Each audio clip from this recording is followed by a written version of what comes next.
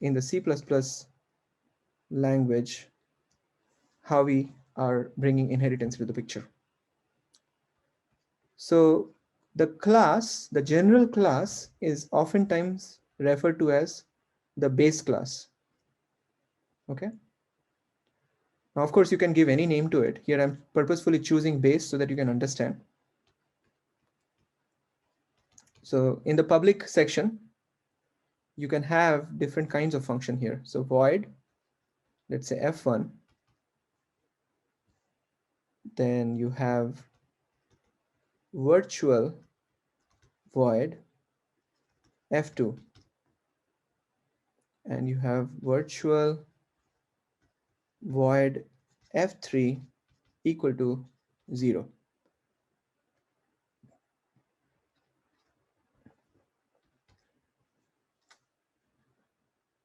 So we just introduced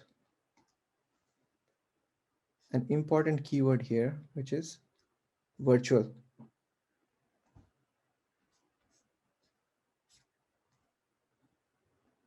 So this is virtual because it is stating that my f2 can be overwritten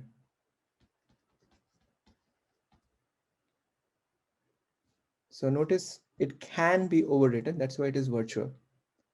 This function, when you do not have a virtual keyword associated with it, this means that f1 cannot be overwritten. So overwritten in the inheritance hierarchy. Now, who can tell me when you add a equal to 0 to it, what does that mean?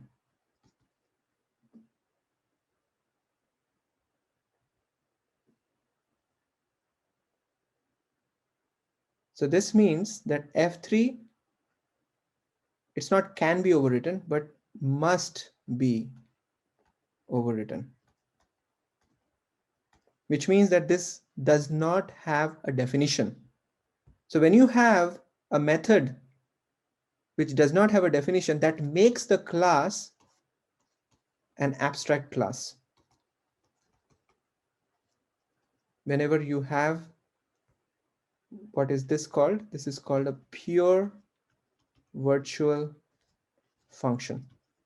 So when you have a pure virtual function, which means that that function must be overwritten, then that makes the class an abstract class. Okay. Now, sorry, when you say overwritten, is it relating to the like hierarchy, I guess? So like what the function is doing? Correct. It's the class hierarchy. You'll see shortly. Okay. After we go through this sequence, then you can maybe bring back your question if it is not clear. Okay. So now we want to now define a class hierarchy, inheritance hierarchy. So we can say class derived. I'm purposefully using this so that you understand that the derived is deriving from the base class. And this is a colon operator to indicate that I'm deriving from public base class. This is what you have to use syntactically, okay? And then in the public section, you have to have, not have to have, you have to definitely have one function, which is this f3, because the base class does not have a definition and therefore it must be overwritten. Therefore, it is the responsibility for any class that is derived from the base class to provide the definition. So you have, let's say here, void f1 can have virtual void f2, and you have virtual void f3.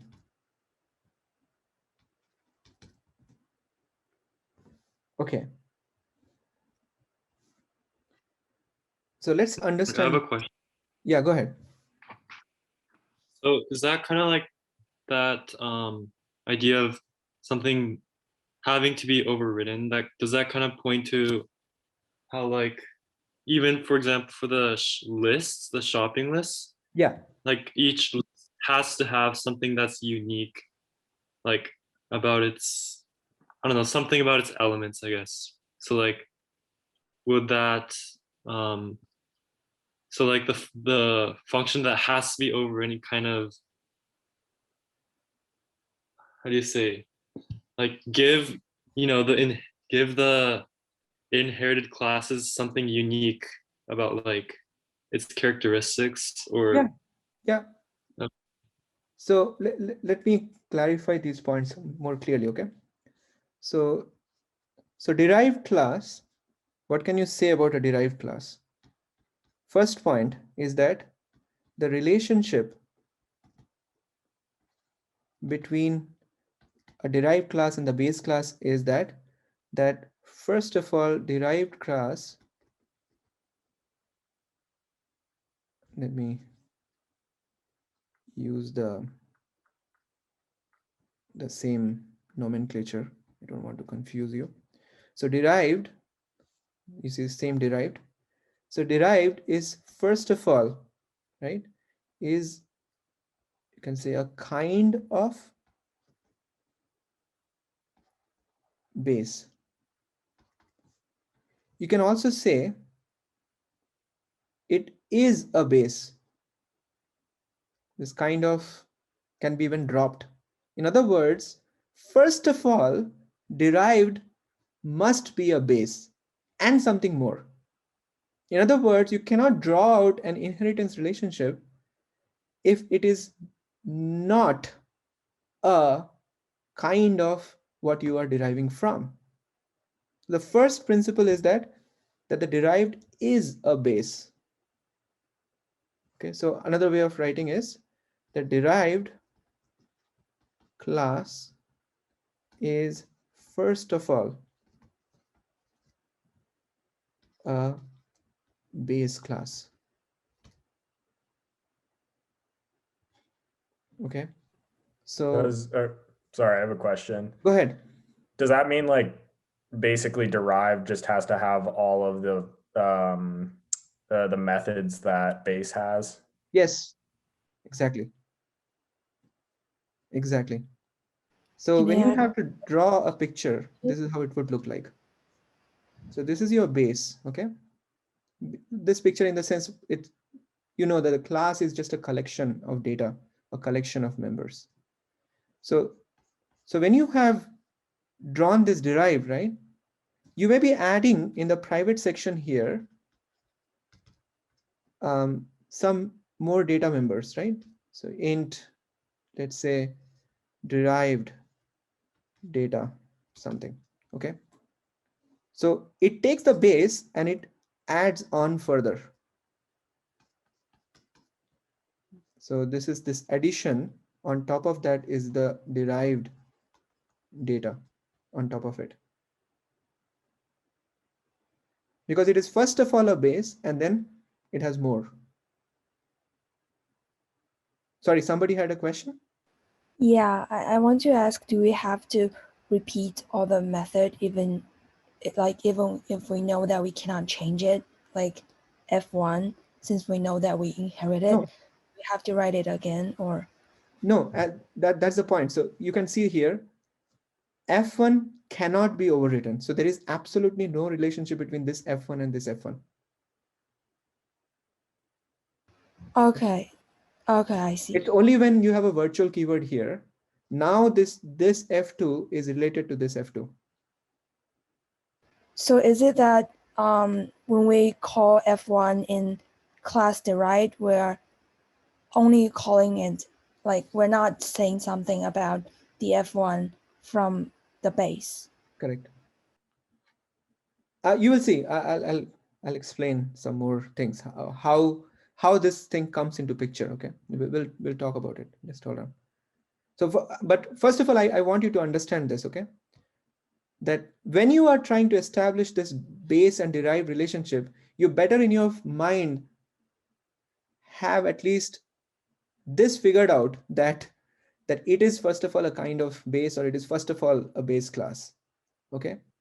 If that relationship is not holding, your inheritance relationship is not defined properly. Like, for example, if you have a class called animal, right? So from animal, you can derive a dog, you can derive a cat. Okay. But all of a sudden, if you start putting here a car, it would be a problem, because the car is not a kind of animal, and car is not, first of all, an animal. So this does not hold. So when you are defining an inheritance, you need to be very clear that this inheritance relationship indeed holds. Many of the poor software designs come through abusing inheritance relationship. In fact, this inheritance has been abused so much that they have come up with a rule that you prefer association over inheritance. Now, I don't want to get into those rules right now, but I'm just explaining this point, that when we are defining an inheritance relationship, we at least need to ask ourselves this question. When I'm writing a sentence that my derived class is a kind of base class, is that a valid statement? We have to ask ourselves this question. So here, if I say a car is a kind of animal, I will immediately got a shock. No, that is not true. That means my inheritance does not hold. So that point we have to kind of really understand in order to properly design our software. Okay, then furthermore, a derived class can access only the protected and the public members of the base class. Okay, so that's where the protected comes in.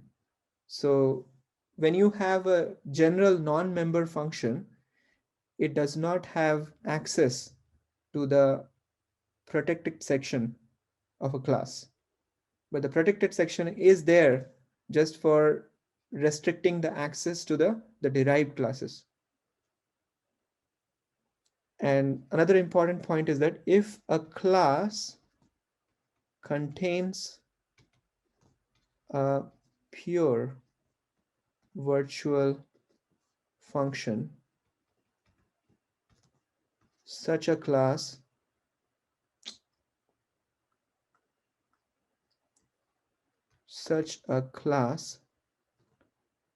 cannot be instantiated, and therefore is called an abstract class. The pure virtual function. So you cannot write, for example, base B. This will be a compile time error.